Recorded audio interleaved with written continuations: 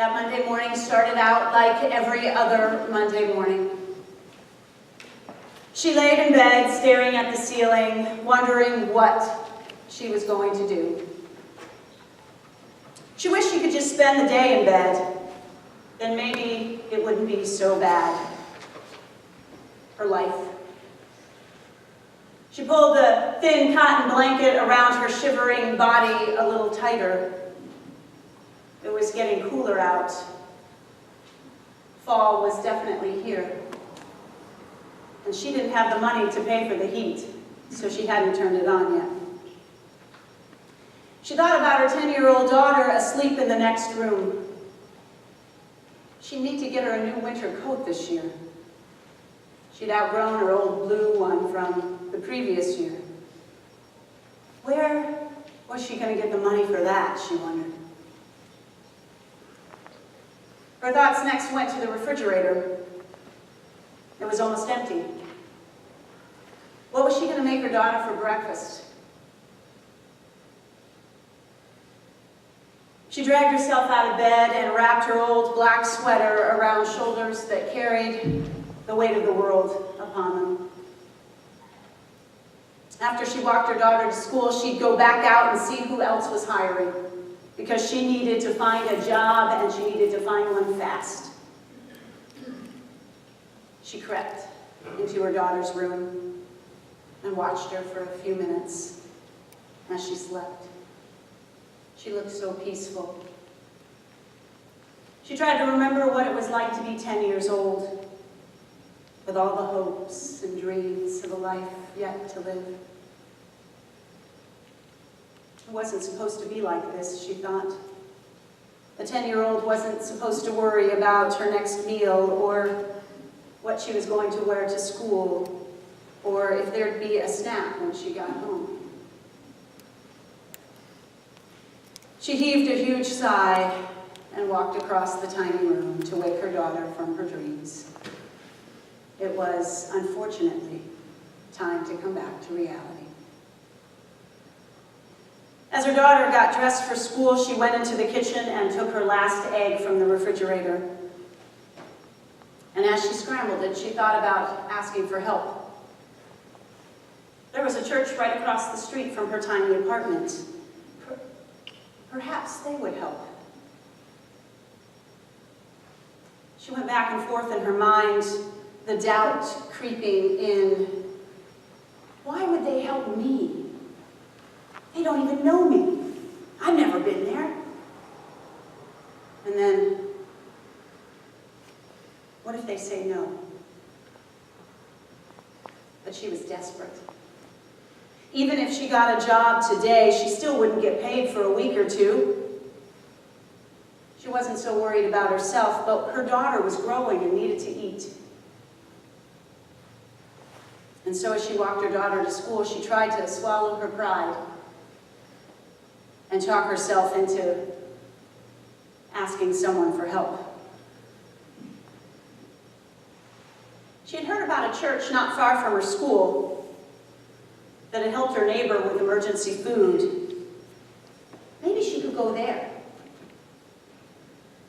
And so she kissed her daughter on the top of her head, reminded her to study hard and be nice to the other kids.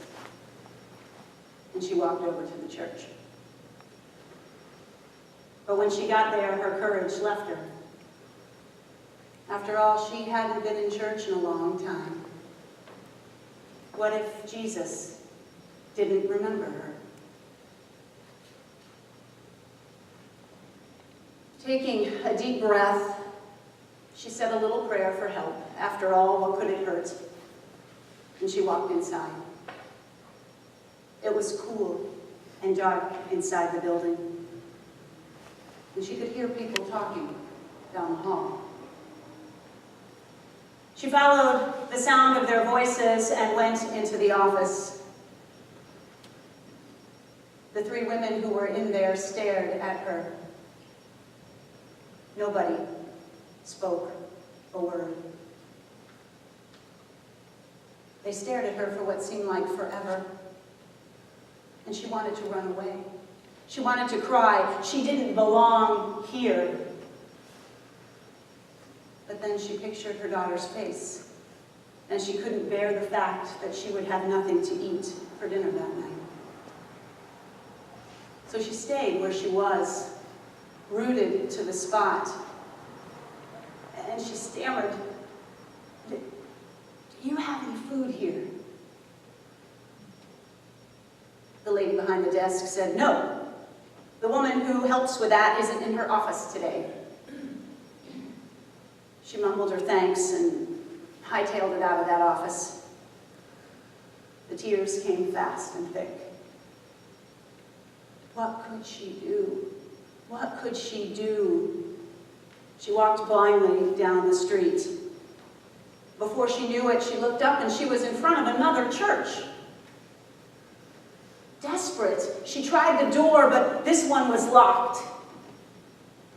Turning on her heel, she offered up another prayer. Was God even listening? She retraced her steps and went back to the school. There was a little concrete wall in front of the school, and she sat down, weary and exhausted.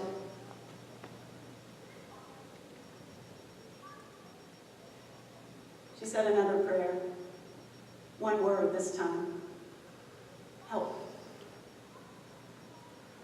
That's when she looked up. Right across from the school was another church.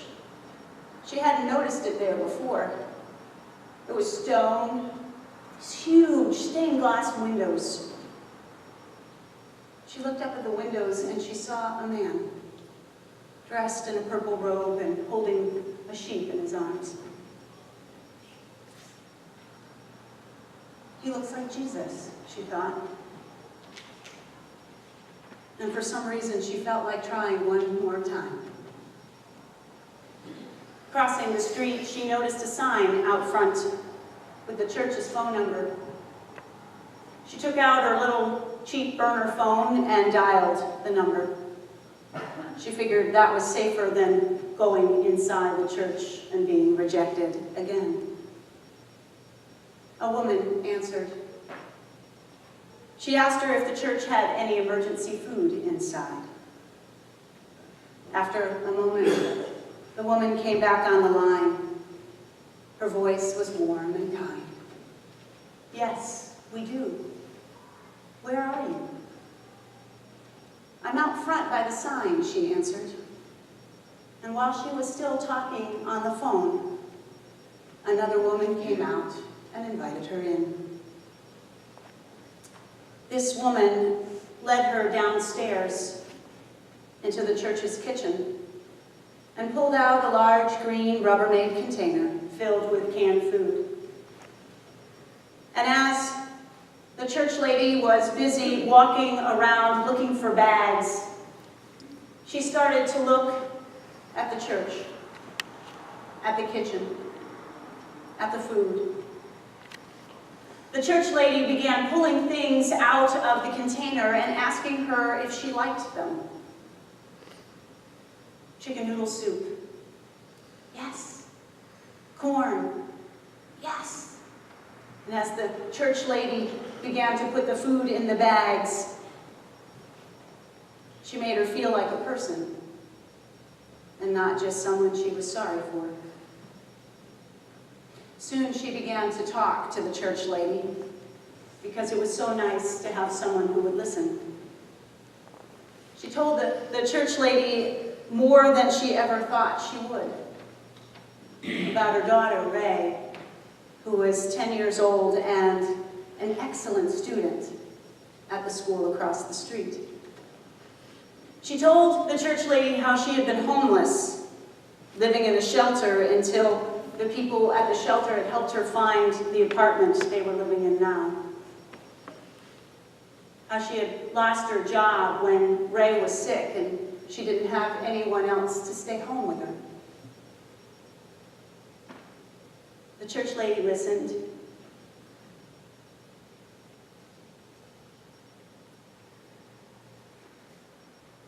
And then asked her to make herself comfortable. She said she'd be right back, and she left for a few minutes. While the church lady was gone, she sat in that kitchen and she thought about her life. And she wondered how she had come to be here, in a church basement, relying on the kindness of strangers. Especially because it had been years since she had found herself in a church. In a few minutes, the church lady came back and she asked her if her daughter liked apples and oranges, macaroni and cheese and granola bars. And every time she said yes, the church lady placed them in the bags. And then they walked upstairs, the church lady carrying the bags for her. She put everything in her car and asked what else they needed. What did they want for supper that night? She drove to the Shop and Save and pushed the cart as they talked about how hard it was to raise kids. They chose bread and milk and eggs and hot dogs and ground meat. And when they were going up to the cash register, the church lady asked if her daughter liked hot cocoa. When she said she did, she put that in the cart too. And then the church lady paid for everything and offered to drive her home. And as they walked up the large flight of stairs to her apartment, one of the bags ripped and out spilled all the apples, and they both laughed. A few hours ago, she had nothing. And now she had so much food she couldn't carry it all up the stairs by herself. Just think how surprised Ray would be when she came home from school. She turned around to thank the church lady because she didn't know it could be like this. And as their eyes met, she was surprised to see the church lady's eyes were wet with unshed tears, too. "Take care of your little girl," the church lady said, and gave her a brisk hug. "I will," she said, answering back, hugging back. And as she watched the church lady descend down the stairs, she said a silent prayer, thanking God